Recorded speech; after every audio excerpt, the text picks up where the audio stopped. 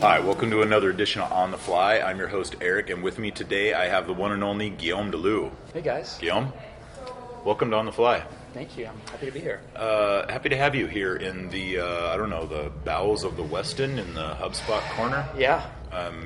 No one knows about this. No. It's a hidden place. It is a hidden gem of video recording.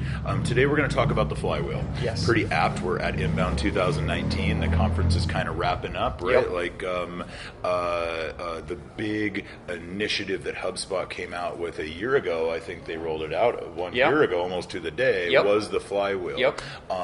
Let's talk about the Flywheel. Where is it at? Why is it important? What's the disruption that's within that? Let's get into that debate. Yeah, I think, to kick it off, the one thing that we've noticed is that people have not been adopting the Flywheel quite as quickly as we wanted them to. People as in agencies, as in HubSpot customers? I think HubSpot customers, our partners, it's the biggest shakeup to our methodology since really the very beginning. And I think we threw a lot of stuff at people, new concepts, new themes, and it's taking people some time to get caught up. So I think what we're at right now is we're trying to do our best to kind of popularize and kind of break down what the Flywheel means, because it's some pretty hairy stuff, and it's really changing how we talk about HubSpot. That's good. I did a session earlier today at Inbound with a bunch of agency owners, and that's actually that something came up was sort of like fear of the unknown. And hey, my sign on my building says web and marketing, and now you're asking me to do customer service, and so I think there's some apprehension. Yep. I think maybe there's a little bit of head trash, honestly. Totally. How do you break that down? Because it sounds like what you're going for is better, penetration, better use, better adoption. Yes. How do you do that? Just by talking about it on the fly? We think magically everybody's going to want customer service? I think to me it's the first thing is there is the cynic in me will be HubSpot's rolling out a new methodology to sell more shit. Right, which is that's what all of us say. Right, which is you all. This is just an opportunity to sell more. Now you need the Service Hub, but more deeply for me, there is obviously the product side of things, which I'm actually less interested in. I truly believe it is a new consulting framework for agencies to adopt, regardless or not of whether they want to service the Service Hub. To me, there's benefit to the Flywheel and to the methodology, even if you don't want to start doing customer support consulting for your clients. Okay, good. So what you talked about there is methodology. It's like go-to-market strategy for agencies, right? Mm-hmm. So they can round out their services and stuff like that? Round out their services and have a different type of conversation with their clients, right? I think historically, in the early days, partners really had let's increase your traffic, let's increase your leads. Those were the types of conversations. The CRM came into play, and then we're having sophisticated sales conversations, right? Mm-hmm. Revenue Review is one of our few partners who really do a great job on sales enablement. You guys are building out sales. Smiled when you said that. Sales lovingly, like a loving smile. Lovingly, okay. You build sales systems, and that was something new. I think now it's about going deeper than that, and you guys being true consultants to your clients, and recognizing, per Brian's points yesterday during the keynote, which is it's about the experience. And if you guys can start consulting with your customers, with your clients, to not just do better marketing and better sales, but provide a better experience, that's the game changer. Total customer experience. Yes. It's not just I think that's probably a good segue to touch on the Flywheel versus the funnel and sort of the growth of that. To Brian's point, the funnel is only until the sale at best and none of it beyond it. And when you get that Flywheel in motion, it's a little bit more about total customer experience, communication management, going beyond the sale, staying in touch, being intelligent about what you do and don't know about each relationship that you have in your business, right? Yes. So what's the sort of total customer experience progression, and how's that really? Why isn't it being adopted? Because that seems like it makes sense. You're like, yeah. Seems like this makes sense. Customer experience is important. Why are we all scared? So I think a few things. One, let's talk about the funnel, right? The problem with the funnel is that it makes you've got marketing at the top, then sales, and then poof, you got the customer. It makes it seem like the customer is an outcome. Once you got a customer, you're good to go. Let's repeat the cycle again, more leads, more conversions, more sales, and again and again. What it doesn't really do is, one, it treats the customer as an output, which is never a good thing. Number two, right, it doesn't recognize that customers are actually a marketing channel.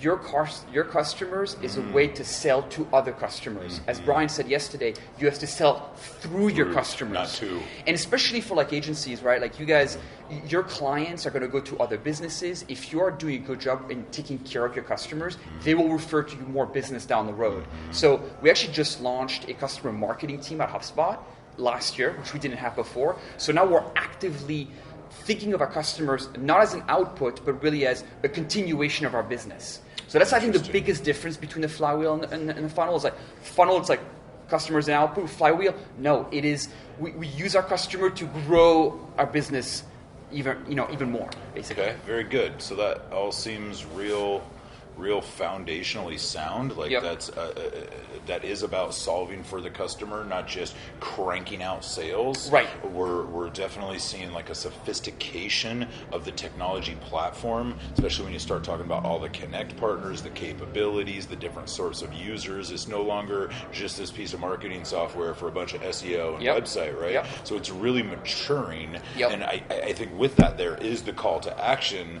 So why isn't there the adoption we're looking for? Do you guys know? Is it just you made it too complex and too expensive too fast? Is it that maybe some of the things are a little half-baked and they're not really sophisticated enough to truly replace existing antiquated or legacy stuff? Like, how would you put a pin on it? I think you hit the nail on the head on all those things. I think, one, we have the habit of shipping things very quickly, right? You guys move fast. We move fast. It's sometimes the product we put together isn't quite as as perfected as it could be.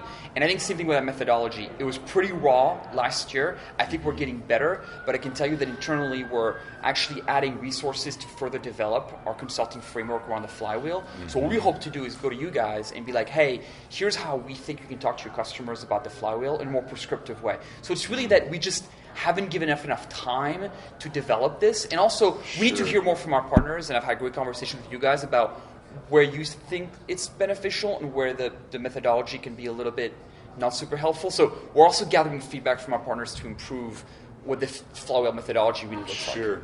Yeah, and I think the last piece that just sort of falls on us also is agencies need to drop the head trash of can't, and what if, and it's not like we went out and hired a bunch of dedicated resources to work in the customer hub. Like we just use the people and skill sets we have. Totally.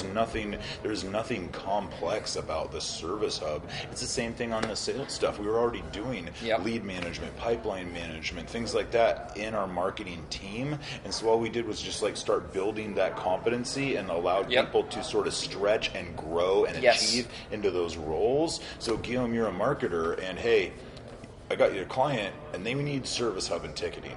It's really no different than working in your email automation and stuff like that. It's the same intuitive software stack. It's not that hard. It's not that hard. Guillaume, do you think you could get in there and start learning? And then if Guillaume's smart, he sees opportunity to build expertise where there isn't. There's white space now, right? Nobody has mastered it yet.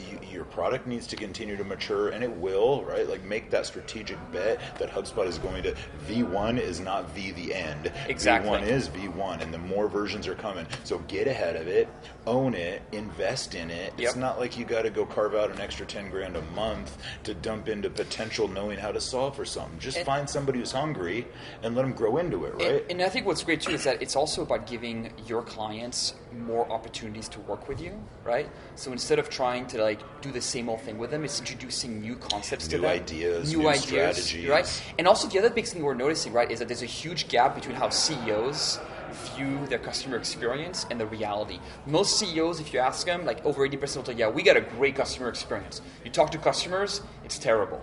Like only 8% of people agree that they actually are creating delightful experiences. 80% of companies believe they're getting it, only 8% of customers believe it. Exactly. Yes. And that's that gap that to me is a huge opportunity. Absolutely. And what we know is, like, again, as Halligan said, right, it's about how you sell is why you're successful these days, right? What we're noticing is our clients need help changing how they sell and how they go to market and how they treat their customers. So anyways, I think there's just tons of opportunity right? And I think it's opening up the conversation to really interesting, fascinating things. And also working with a company, again, at a much higher level. We're not just talking about the leads on your website every month anymore. Right? We're talking about crafting a customer experience from beginning to end. I think as an agency, it gives you the potential to be more meaningful, more impactful, stickier, seem smarter. And less of a commodity. Right? Yeah, it's like, because if all you are is like the agency that delivers leads every month, do you know how many agencies claim to be able to do that? That's why we have a sales enablement department for the same reason. If the only reason we exist is demand gen, is lead gen, we're fired because our salespeople aren't going to do their jobs and are going to blame us. And who's going to believe a shitty little marketing agency over my SVP of sales? 100%. Right? So I think there's also a big opportunity for additional buckets, and every single budget buckets. Yes. Every single marketing agency, in my opinion, should be slobbering with drool over this, because there's an opportunity to get into a sales bucket. There's opportunities to get into human resources budget. You talk about candidate management and employee satisfaction and all the things. There's a whole other persona there where it's your people too that can be served by this, right? And then of course you've got sort of the customer service and stuff like that. There's budget buckets to be had there. Like, let's go get it, right? And not only that, but we've got also new roles being developed. Like the idea of customer success 5 years ago, few people talked about it. Now customer success is like a term that's coming up everywhere. It's like you no longer have director of client services, you have director of customer success. On the agency side, in-house, it's happening. How do we serve the customer success person? I mean, that role to me is fascinating. I mean, I work in success myself, so I'm like interested in it, but it's like it's a great combination of being able to be very business savvy, but also being able to deliver value to customers. And like this is a brand new thing. And the companies today that are winning are the ones that are actually investing in customer success. And try to get ahead of it. So we're just at the beginning of this customer success revolution, and you can just see the opportunities. I mean, imagine... You certainly can. Can everybody? I mean, that's part of what we're doing here is raising awareness. It's sort of like flying the flag for, hey man, we got some real opportunity here. Let's go get it. Yeah, and so one thing that I want to touch on real quick is like the idea of friction, because I think it's something we talk about all the time at HubSpot, right? And I think it's something that companies need to get really comfortable talking about themselves, which is what are the friction points in your organization, right? And I think, I've run through a number of workshops now with my clients where I ask them to identify the friction points at their own companies. And not only people love to do this, but it's incredibly illuminating, right? To think about how are we creating bad experiences for our customers. Just asking that question creates, the solutions are almost, are laid out almost instantaneously. Where are we making it hard to work with? And HubSpot, we're not perfect yet, but I can tell you that we try our very best to identify the friction points. We literally have a team whose only job is to identify friction points, aggregate them, and surface them to our executive to do something about it. And again, we're not perfect. We still have lots of work to do. But I think that just that mentality of being self-reflective and identifying friction points and working on them, if you do nothing else but just that, walk away with that one thing, I think you can have, it's huge. So reducing friction. Some leveling up here. Some synergy between systems and people going on. Right? So no shortage of opportunity in the world of the Flywheel. No shortage. Is it true that you have given a presentation and there could be some sort of like deck available for this? I do. I have a deck that's ready to go. Okay. So if somebody was interested in learning a little bit more about the Flywheel, they could maybe get in touch with you. Hit me up, Will the French. You're all over Will the French, all over social media. Are you French? I am. Oh, it's a good name. Nobody's perfect. Yeah. Welcome to America.